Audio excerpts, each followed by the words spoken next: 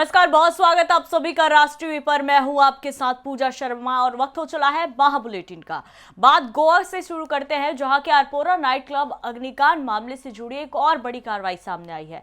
Mapusa police ने बर्चबाई Romeo Lane night club के मालिक सौरभ और गौरव लूथरा के खिलाफ एक और मामला दर्ज किया है। इस बार आरोप है कि नाइट क्लब के लिए हेल्थ सेंटर का नो ऑब्जेक्शन सर्टिफिकेट यानी कि एनओसी जाली बनाया गया था। मापसा पुलिस ने बताया है कि लूथरा भाइयों के साथ साथ नाइट क्लब के को-ऑनर अजय गुप्ता के खिलाफ भी केंडोलिम प्राइमरी हेल्थ सेंटर का एनओसी जाली बनाने के आरोप में केस दर्ज किया गया है। मापसा जेएमएफसी कोर्ट ने लूथरा भाइयों की पुलिस हिरासत 4 दिन के लिए बढ़ा दी है, जबकि को-ऑनर अजय गुप्ता को 11 दिन की न्यायिक हिरासत में भेज दिया गया है। मापसा पुलिस ने अजय गुप्ता की हिरासत ट्रांसफर करने के लिए कोर्ट में एक आवेदन भी दिया है, ताकि आगे की जांच की जा सके। इस पर सुनवाई मंगलवार को होगी। बता दें कि लूथरा भाइयों को थाईलैंड से गिरफ्तार कर भारत लाया गया था, वहीं अजय गुप्ता को दिल्ली से हिरासत में लिया गया था। बाद में तीनों को गोवा पुलिस ने औपचारिक रूप से गिरफ्तार किया। अभियोजन पक्ष ने बढ़ी हुई पुलिस हिरासत की मांग करते हुए कोर्ट को बताया कि आरोपियों ने नाइट क्लब से जुड़ा एक एग्रीमेंट भी जाली तैयार किया था, जिसकी विस्तृत जांच अभी भी बाकी है। इसके साथ ही अभियोजन ने यह भी स्पष्ट किया था कि लूथरा भाइयों के खिलाफ केंडोलिम प्राइमरी हेल्थ सेंटर से एनओसी जाली बनाने को लेकर एक अलग अपराध भी दर्ज किया गया है। कोर्ट में जब आरोपियों से कुछ कहने को कहा गया तो सौरभ लूथरा ने कहा कि वे जांच में पूरा सहयोग करेंगे। इस बीच पीड़ितों के वकील एडवोकेट विष्णु जोशी ने आरोप लगाया है कि लूथरा भाइयों ने एक्साइज लाइसेंस हासिल करने के लिए भी जाली एनओसी का इस्तेमाल किया था। पीड़ित परिवारों की ओर से कोर्ट में एक इंटरवेंशन याचिका भी दायर की गई है। फिलहाल इस हाई प्रोफाइल मामले में जांच लगातार आगे बढ़ रही है और आने वाले दिनों में कई और अहम खुलासों की संभावना भी जताई जा रही है। तो देखिए, गोवा का ये बड़ा अग्निकांड जिसमें 25 मासूमों की मौत हो गई थी, और अब इस पूरे मामले पे एक के बाद एक और कई चौंकाने वाले खुलासे निकलकर सामने आ रहे हैं। ज्यादा जानकारी के लिए रुक करते हैं तुकाराम मराठे, हमारे सहयोगी हमारे साथ जुड़े हैं, उनसे जानेंगे कि अब तक क्या कुछ इस पूरे मामले में हुआ है और आगे और क्या कुछ खुलासे की संभावना है।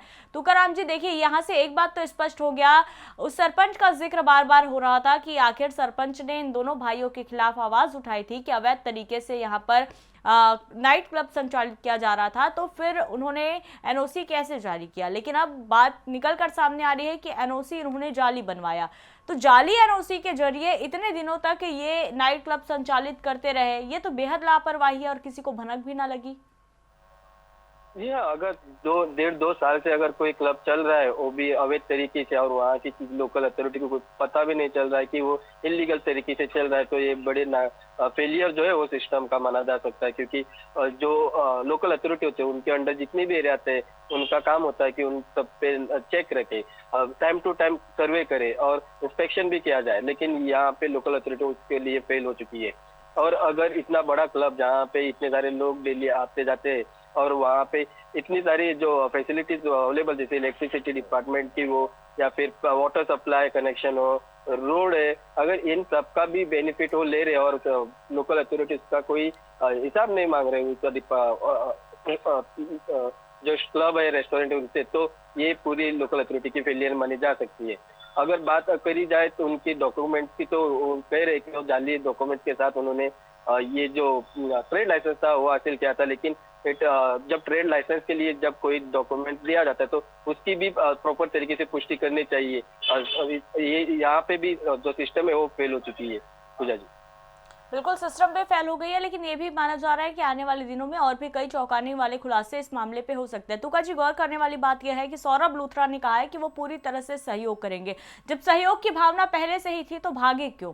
और अब जैसे जैसे खुलासे हो रहे हैं, बहुत सारी जानकारियां निकलकर सामने आ रही है, तो क्या इस पे ये भी मान लिया जाए कि किसी स्थानीय बड़े रसूखदार का हाथ भी लूथरा भाइयों पर था, जिसके चलते उनका ये इनलीगल कारोबार इस तरह से फल फूल रहा था?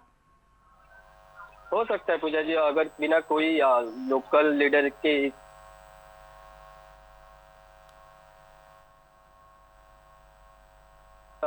इतना बड़ा रेस्टोरेंट चल रहा है और कोई क्लब भी यहाँ पे चल रहा है और कोई लोकल लीडर उसकी नजर में है, तो वो हमेशा उसके ऊपर चेक रखता है। अगर तो सब सेटिंग्स लोकल लीडर के साथ हो चुकी है तो वो आराम से रेस्टोरेंट चला सकता है। तो इससे ये माना जा सकता है कि जो कोई लोकल लीडर उसके ऊपर उनका हाथ होगा। तुका जी, क्या अभी तक इन भाइयों ने किसी का नाम और नहीं लिया क्या? क्योंकि देखिए, इनके जो सहयोगी थे गुप्ता, उन्हें भी 14 दिन के लिए भेज दिया गया है और 4 दिन की रिमांड में दोनों भाइयों को लिया गया है। क्या इन भाइयों ने अपना जुर्म कबूल लिया है और क्या कोई और नए नाम का जिक्र है इस पूरे मामले पर?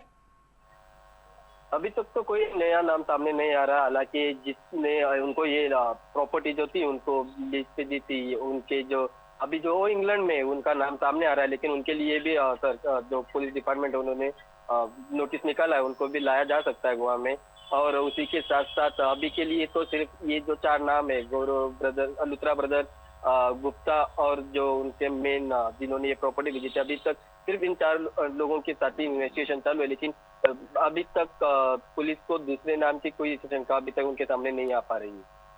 चलिए तुका जी, और सबसे बड़ी बात यह है कि एक अवैध तरीके से जो इन्होंने प्रॉपर्टी बना रखी थी उस प्रॉपर्टी पर बुलडोजर कार्रवाई भी हुई थी, यानी आने वाले दिनों में यह भी माना जा सकता है कि जो पूरा होटल उनका अभी भी खड़ा हुआ है उसे भी ध्वस्त किया जा सकता है। बहरहाल तमाम जानकारी के लिए बहुत धन्यवाद तुका जी, नजर बनाकर रखिएगा।